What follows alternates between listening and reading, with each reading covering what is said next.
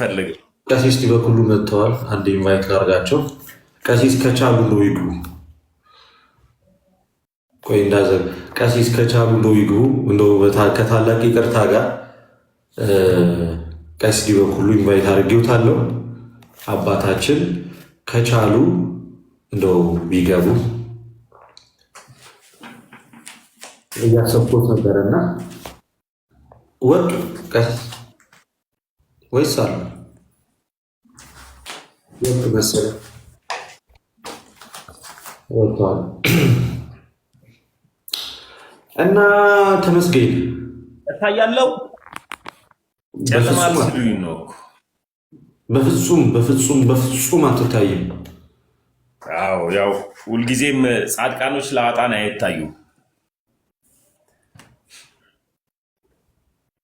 እና እዚሁ ወንድማችን ተመስገን ባለበት በቀደም ላይ በተፈጠረው ጉዳይ እኔና ተመስገን ተነጋግረናል። አንዳንድ ነገሮች ስሜታዊ ቢያደርጉም እነዛ ነገሮች ልክ እንዳልሆኑ ተመስገንን እኔ ተመስገንን መቆንጠጥ የምችለው እንግዲህ ተመስገንን አቅም ምንም ቢሆን እንደዛ መሆን የለበትም። እሱም ተጸጽቷል። ስለዚህ ተመስገን ላይ የሚደረጉትን አንዳንድ ዘመቻዎች ምናምን ነገር እንደ ሀሳብ ቢቆሙ አለመግባባቶች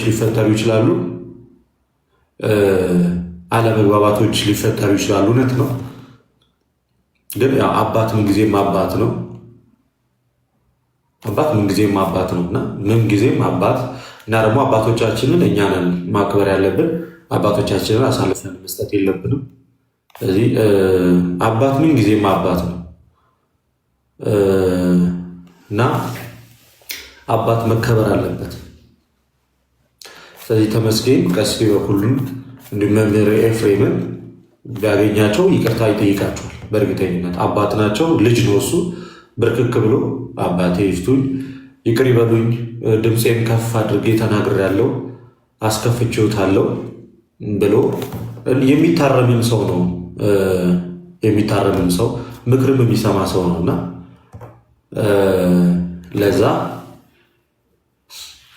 ምንጊዜም አባት ነው። በቃ መደራደር አያስፈልግም። ቤተ ክርስቲያን ለአንድ አባት ስልጣነ ክህነትን ከሰጠች የመፍታትና የማሰር የማክበር ግዴታ ደግሞ ይኖርብናል። ይሄ እና ተመስገን በእርግጥ ይቅርታ ብሏል።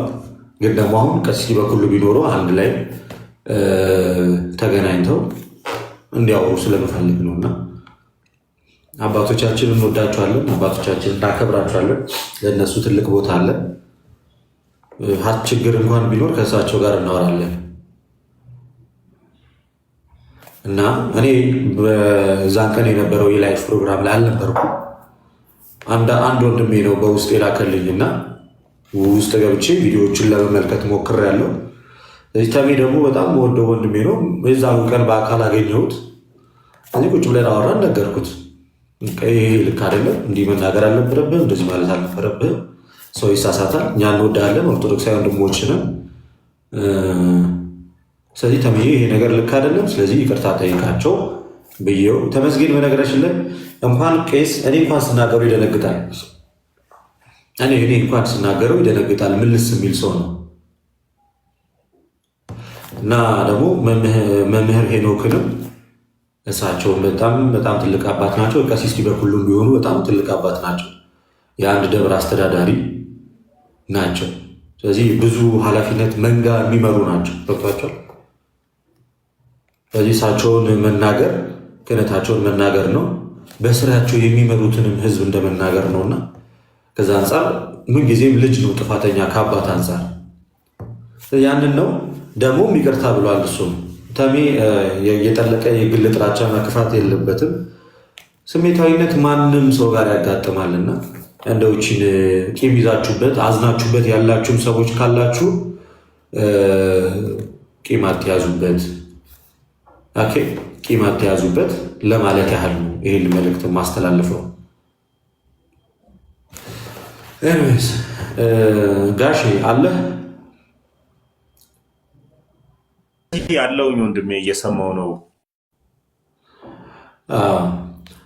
አንተ በጣም ሰክር ያሉ በእንቅልፍ ልደት አለው አለ ሀተሚ አለ ልደት ይሰማል፣ ድምፅ ይሰማል። ላይቭ ገብቼ ነበረ እና ላይቭ ገብቼ በሰዓቱ መምህር ኤፍሬምን ይቅርታ ብያለሁ። ለምን ቢባል መምህር ኤፍሬም በሰዓቱ ሁኔታው ላይም ስለሌሉ፣ ቀጥሎ ደግሞ ቀሲስ ዲበኩሉም ቤታቸውን ከፍተው ከዚህ በኋላ እኔን ስም ተተክታችሁ እኔንም እንደሚደግፍ ሰው የኔንም ትምህርት እንደሚማር ሰው እየመሰላችሁ ወንድሞችን የምትሳደቡ ሰዎች እናንተን አላቃችሁም። ስለዚህ የተሳደቡ ሰዎችን ስለማላቅ እኔ የሚሳደብ ልጅ የለኝም ስላሉ የእሳቸውን ይቅርታ ጠይቄያለሁ። ላይቭ ገብቼበት ነበር ልደትዬ ድምፄ ከተሰማ እና አሁንም ችግር የለውም። መጽሐፍ ቅዱስ ሲናገር 7 ጊዜ 7 አይደለም ይቅር በል የሚለው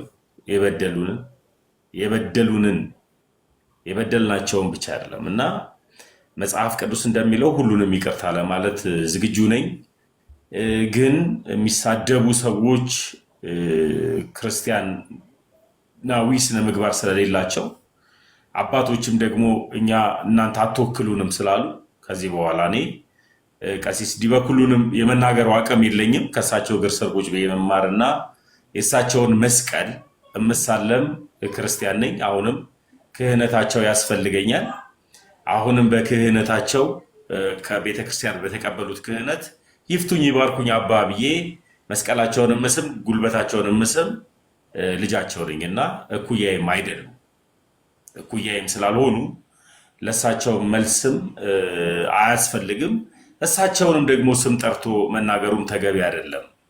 የሚገቡበት ቤት ላይ ባየሁትና በሰማሁት ልክ ነው የተናገርኩት የነበረው።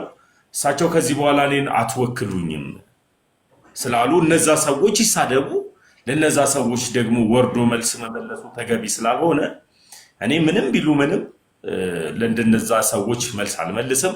መምህር ኤፍሬምን ግን ቤተክርስቲያን ያመነቻቸው የአዲስ ኪዳን መጋቢ የሆኑ አባታችንን ደጋግሜ ላይቭም ላይ በተደጋጋሚ የዛው ሰዓት ላይ ላይቭ ላይ በተደጋጋሚ ይቅርታ ጠይቄያለሁ። እግዚአብሔር ይባርካቸው። ከቤተክርስቲያን በተማሩት ትህትና፣ ከቤተክርስቲያን በተማሩት ራስን መግዛት መንፈስ ላይቭን እስከዘጋው ድረስ ቆይተው ጸልየው ነው የተለያየ ነው የነበረውና በንጋታውም አልለቀቀኝም።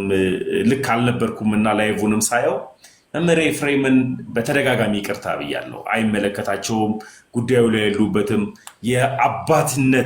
የአባትነት ስሜት ተሰምቷቸው ነው መጥተው ሊያስታርቁ የመጡት። በጣም ነው የምወዶት መምህር ኤፍሬም። ሌሎቻችሁንም ቤተክርስቲያን አምና ክህነት የሰጠቻችሁን ሁሉ እና ደግሞ የቤተክርስቲያን ልጅ የሆናችሁ ምእመንን ሁሉ ካስቀየምኩኝ ይቅርታ ጠይቃለሁ። ይህ ክርስቲያናዊ ስነ ምግባር ስለሆነ ለሚባል እናንተ ናችሁ። አልሰማም ልደት? አይ እንደ ሀሳብ እዚህ ጋር ቀሲስ መምህራችን መምህር ኤፍሬም የሚሆኑ ቀሲስ ዲበኩሉ አባቶቻችን ናቸው። መቼም ልንፍቀው የማንችለው ነገር ቢኖር እኔ ቀሲስ ዲበኩሉ አባቴ ናቸው፣ መምህር ኤፍሬም መምህሬ ናቸው። ሁለቱም አስተምሩኛል፣ ሁለቱም ፍሬን ያስጨበጡኛል። ቀሲስ ዲበኩሉ ኃይለኛ ናቸው፣ ቁጡ ናቸው። በቃ አባት እንደዛ ነው። ስለዚህ ከዛ አንጻር ከቤተክርስቲያን ቅናት አንጻር ነው ሁሉም ሰው እንደዚህ የሚያደርገውና ለዛ ደሜ ሁለቱንም እኩል ቀሲስ ዲበኩልንም ሆነ መምህር ኤፍሬምን ሁለቱንም በእኩል ሰዓት በእኩል የይቅርታ መንፈስ ነው ይቅርታ መጠየቅ ያለብን ብዬ ስለማምን ነው። እና ሌላውን ነገር ሌሎችም እንደዚህ በቃ እንዲህ ነው እንትና የሚሉትን ሰዎች ተዋቸው። በቃ ስለነሱ ማውራትም መናገርም አይጠበቅብንም። ጀስት አባቶቻችንን ግን ይቅርታ ብለን ፋይሉን መዝጋት በቂ ነው። ተመስገን አይመስልም? አጠራርገን ልክ ነህ ልደትዬ። ሌሎቹንማ ሰው የተሰጠው መክሊት ነው የሚያገለግለው። አባቶች የቤተክርስቲያን አባት እስከሆኑ ድረስ ይቅርታ ጠይቃለሁ። እንኳን አባቶችን አይደለም የቤተክርስቲያን ልጆች እኔን ያዳመጡ በሰዓቱ ልክ ስላልነበርኩኝ ህዝቡንም ነው ይቅርታ የጠየቅኩት። እንኳን ቤተክርስቲያን አባት ብላ የሾመቻቸውን አባቶቼን አይደለምና እኔ ልጃችሁ ነኝ። መስቀላችሁን እምሳለን፣ ጉልበታችሁን እምስም፣ ከክርስቶስ የተቀበላችሁትን ክህነትን ማከብር። እግዚአብሔር ያከበረውን ማን ነው የሚያወርደው? እግዚአብሔር ያከበረውንስ ማን ነው የሚያቀለው? ሁላችሁንም ይቅርታ ጠይቃለሁ አባቶቼ፣ ደግሞ ምእመኑንም ብለቴ እግዚአብሔር ያክብርልን። እናመሰግናለን። እኔ እዚህ ቲክቶክ ላይ ያለው ነገር በስማም ቅርጹን ይዞ በሰላም ሁሉም ኦርቶዶክስ ክርስቲያን የሆነ ሰው ሁሉ በመደጋገፍና እጅግ በጣም ሰላማዊ በሆነ መንገድ ቢቀጥል ምኞቴ ነው። ከየትኛውም ሰው ጋር በእርግጥ ምንም አይነት ችግር ውስጥ ገብቼ አላውቅም። ችግር ገጥሞኝ አያውቅም። ግን በተቻለን አቅም እዚህ ሚዲያ ላይ ስንመጣ ቤተክርስቲያንን አስቀድመን ከመጣን ጸብና ክርክር በመሀላችን ላይ ይፈጠራል ብዬ አላስብም። እርስ በእርስም አንዳችን የአንዳችንን ውድቀትም እንፈልጋለን ብዬ አላስብም እና በተቻላችሁ አቅም የወንድማችሁን ድካም የወንድማችሁን መውደቅ አትመኙም፣ አትፈልጉም። ለወንድማችሁም መውደቅም ምክንያት ለመሆን አትሞክሩ። የሚጠቅም ነገር ስለሌለ እኔ ብበድል እኔ ባጠፋ እግዚአብሔር አምላክ ያውቃል። እሱ ባወቀ ይቀጣኛል። ለዛ ከዛ ውጪ ግን ወንድምን ለማሳጣት ለማሸማቀቅ መሞከር ተገቢ አይደለም። ሁላችንም ደካሞች ስለሆነ አንተ ነገ እኔን ብታሸማቀቀኝ ነገ አንተን የሚያሸማቀቅህ ይመጣል። አንተ እኔን ብታዋርደኝ ነገ አንተን የሚያዋርድህ ይመጣል። አንተ ዛሬ ለእኔ ወጥመድ ብትዘረጋልኝ ነገ ደግሞ ለአንተ ወጥመድ ይዘረጋል። ሰው የዘራውን ነው የሚያጭደው። ሌላ ምንም አይነት ነገር አይኖርም። መመካከር እያለ መወያየት እየተቻለ እንዲያ ነው እንዲህ ነው ብለን መነጋገር እየቻለ ያላግባቡም ነገሮች ካሉ ባለመግባባት መለያየት ራሱ እኮ ትልቅ ነገር እኮ ነው። በቃ ባለመስማማት ተስማምቶ መለያየት በራሱ በጣም ትልቅ ነገር ነው። ይሄ መፍትሄ ነው። ከዛ ውጭ ግን ሌላ በጣም የሰውን ሕይወት እስከ መበረዝ ድረስ መድረስ ምን ይጠቅማል? የኔን የቀደመ ታሪኬን ፈልገው የቱ ጋር የሚወደቀው የቱ ጋር የተሳሳተው እንዴ? እኔ በየቀኑ ልደክም በየቀኑ ልወድቅ እችላለሁ። ምንም አዲስ ነገር አይደለም። ያንን ፈልጉ ሰብስቦ አደራጅቶ መጥቶ ለሰዎች ኤክስፖዝ ለማድረግ መሞከር ምን ይጠቅማል? ማንን ያንጻል? ማንን እንጠቅማለን? እንደዚህ ስናደርግ እግዚአብሔርን እንጠቅማል ወይስ ቤተክርስቲያን እንጠቅማታለን? ማንም አንጠቅም። የእኛን ጉድፍ ሸፍኖት ነው። የሁላችንም ተሸፍኖ ነው። በነገራችን ላይ የሁሉም ሰው ተሸፍኖ ነው። የሁሉም ሰው ልደተ ቃል ዛሬ ከቲክቶክ ቢያቆም ምንም ህይወት ይቀጥላል። የእግዚአብሔር ቤተክርስቲያንም ትቀጥላለች። እኔም ህይወት ይቀጥላል። ስለ እኔ ብታወሩ ምናልባት 1 ሳምንት 2 ሳምንት ነው ቢበዛ። ከዛ ሁሉም ይረሳል፣ ሁሉም ይቀጥላል። ግን በእግዚአብሔር ቤት ውስጥ ግን ክፉ ነገር እየተከልን እንሄዳለን። በእኛ ምክንያት ማንም ሰው ከቤተክርስቲያን መውጣት የለበትም። በእኛ ምክንያት ሰዎች መሸማቀቅ የለባቸውም።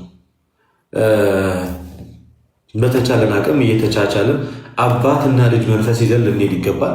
በወንድምና ወንድም አይነት መንፈስ ደግሞ ሊኖረን ይገባል። እዚህ ውስጥ አሁን እዚህ ሚዲያ ላይ ያለን ሰዎች የወንድም መንፈስ ከአባቶቻችን ጋር ደግሞ እነሱ አባት እኛ ደግሞ ልጆች ሆነን በአባትና በልጅ መካከል ያለን መንፈስ ይዘን ልንኖር ልንቀመጥ ይገባል ነውና ጊዜያችሁን ሁልጊዜም መልካም ነገር ላይ አጥፉ። ስለ እግዚአብሔር የሚወራበት ስለ ቤተክርስቲያን የሚወራበት ነገር ላይ ጊዜ አጥፉ። እኔ የምሬ ነው። ብትፈልጉ ስለ እኔ በእርግጠኝነት ብዙ ነገር ልታገኙ ብዙ ነገር ልታውቁ ትችሉ ይሆናል። ስለተመዝገኝ ስለ የሆነ ሰው ስለሆነ ሰው ስራ ብሎ ቢፈልግ የሆነ ደካማ ጎኑን አያጣም። ሁላችንም ደካማ ጎንና ኃጢአት እንዳለብን የማይረሳ ነገር ነውና ወጣት ነን። የወጣትነት ስሜት ሊሆን ይችላል። ራስን አለመግዛት ችግር ሊሆን ይችላል። ስሜት አይነት ሊሆን ይችላል። በጣም ብዙ ነገሮች አሉ። አትሊስት ክፉ ቦታ ላይ እንኳን ብዙ ሳንቆይ ወደዚህ ቦታ ላይ መምጣታችንን ራሱ እግዚአብሔርን ልናመሰግነው ይገባል ብዬ ነው የማስበው። በተቻለን አቅም እንኳን የእግዚአብሔርን ቤትና የእግዚአብሔርን ቃል መምረጥ በራሱ ትልቅነት ነው እና ከዛ አንጻር እንደዛ እናደርግ። እግዚአብሔር ከአንተ ጋር ይሁን። በርታ፣ ጽና። ከአባቶች ጋር ያለን ነገር ሁልጊዜም እነሱ አባት እኛ ልጆች ሆነን እንቀጥላለን። እዚህ ሚዲያ ላይ ለመማማርና ለመማማር ብቻ እንመጣለን። ሌላ ምንም ዓላማ የለንም። እንማራለን፣ እናስተምራለን፣ እንጠይቃለን፣ እንጠየቃለን። ከዛ በዘለለ በቃ አለቀ። መሬት የወረደ ህይወት አለና ሁላችንም ከቲክቶክ ስንወጣ ሁላችንም እኮ መሬት ላይ የወረደ ህይወት አለ። የምንደክምለት ቤት አለ፣ የምንኖርለት ህይወት አለ፣ ዋጋ የምንከፍልለት ህይወት አለ። ወደዛ ነው የምንመለሰው። ሁላችን ላይቭ ላይ ለምንቆያት ለአንድ 2-3 ሰዓት ብለን እርስ በርሳችን ሌላ ሰጣ ገባ ውስጥ መግባት አስፈላጊ ነው ብዬ አላምንም። የትምህርት ልዩነት እንኳን ቢኖረን እንዴት መፍታት እንዳለብን ቤተክርስቲያን አስቀምጣለች። ከዛ አንጻር ነው። ኤኒዌይስ ተሚ በጣም ደክሞኛል ብታይ። ማለት ትላንት 10 ሰዓት ነው የተኛሁት። የሚገርም 10 ሰዓት ተኛለሁ እያልኩኝ እስካሁኗ ሰዓት ድረስ አለውና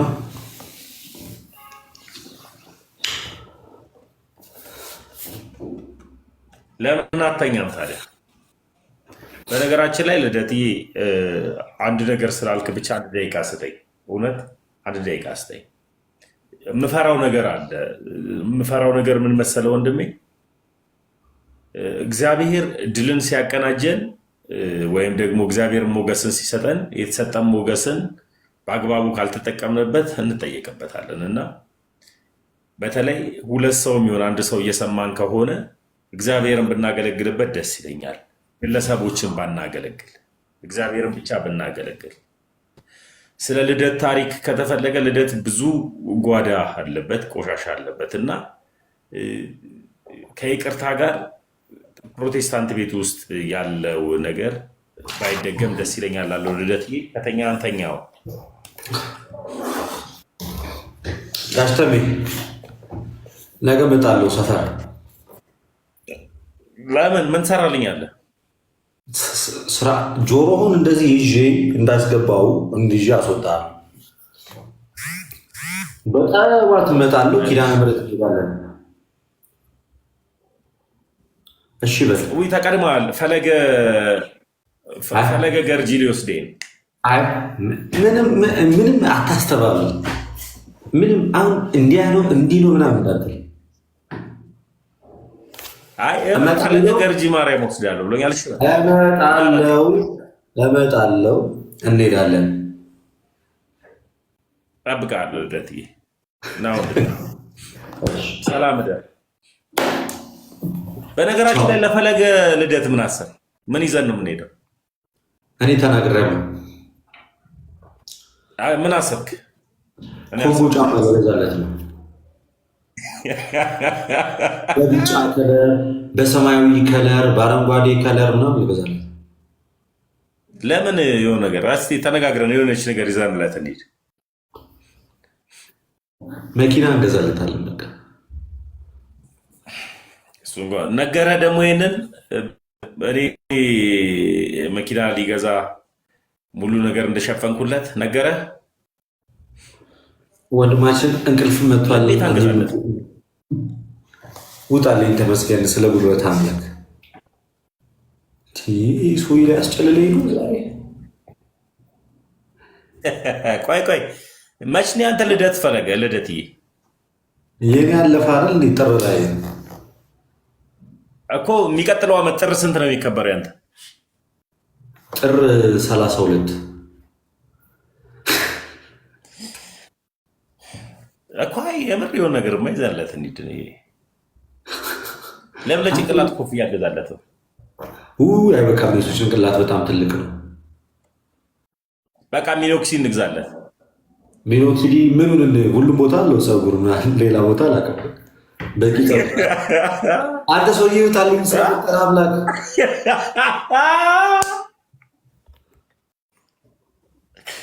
ምን እንግዛለን? ውጣልኝ ስለፈጠረ አምላክ እባክህ እባክህ እባክህ እባክህ። አይ እሺ ሰላም እደር ልደትዬ። ነገራችን ላይ በጣም ነው የምወድህ። ለፍተሃል ግን ፍቅር ቀንሰሃል። ተሚሽ እግዚአብሔር ካንተ ጋር ይሁን። ኪዳነ ምሕረት ተጠብቅ። ሰላም እደር። ወደድከው? ስዕሉን ቅዱሳን ስዕሉን ወደድከው? በጣም በሚገርም ሁኔታ ውይ ልደቴ፣ ቆይ እንዳዘጋው፣ በጌታ ቆይ እንዳዘጋው።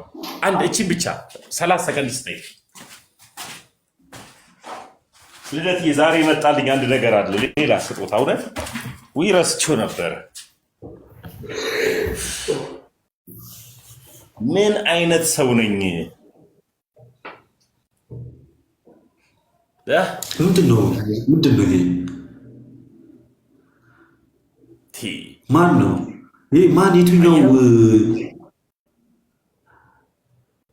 አትመሳሰሉ ከነጨራሹ ልደት ያያል። አትመሳሰሉ። ልጁ በጣም ጎበዝ፣ እውነት በጣም ሱራፌል በጣም ጎበዝ ልጅ ነው። ልደት ተስላል።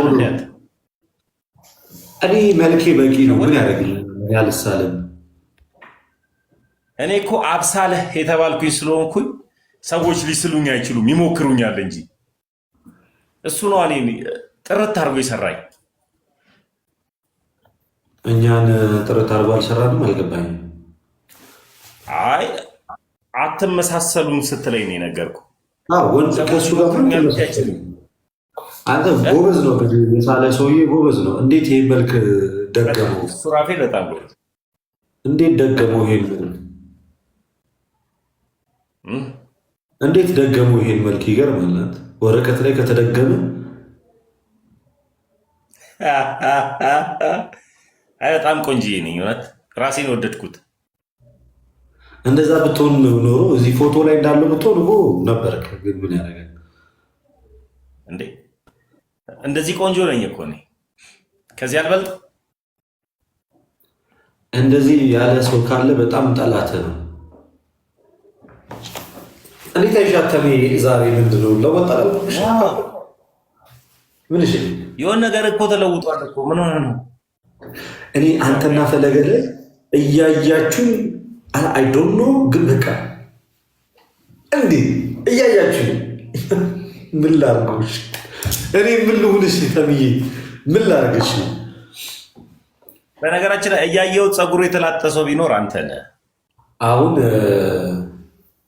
ይሄን ሸሚዝ እንዴት አየው? ከለሩን በመጀመሪያ ደረጃ ዋው፣ አንደኛ ምርጥ ሰው ነው ይገዛልህ። ኧረ በቃ ክላሲክ። ማን የገዛው? አስፈላጊ ነው ወንድማችን። አይ ለማወቅ ነው። በጣም ማከብረው ሰው እንደሆነ አውቃለሁ፣ ግን ለማወቅ አንተ እዚህ ያለ ህዝብ በጣም በጣም አስቸጋሪ። ኧረ በክርስቶስ ውጡ፣ ውጣ፣ ተመስገን፣ ውጡ፣ ውጡ፣ ውጡ። ወደድከው ልደትዬ? ቆንጆ ነው። አንተ እነዚህ እግዚአብሔር ቆርጦ ቀጥሉላ ላገኝሽ እያንዳንድሽ።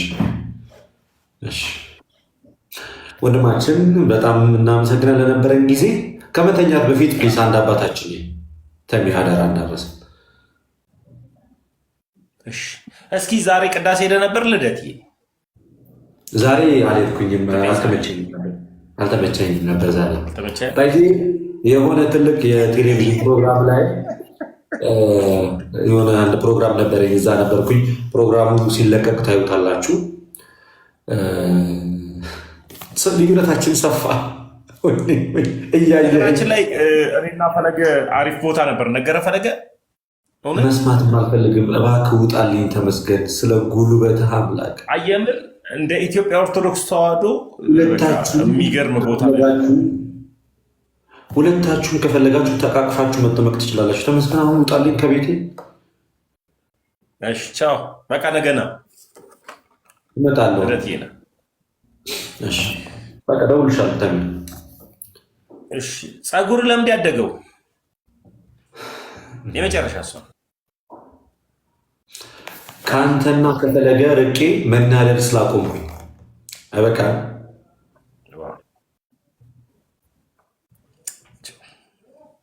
ቻው ልደትዬ። መንፈስ ቅዱስ ይርዳ። ቻው ወንድማችን።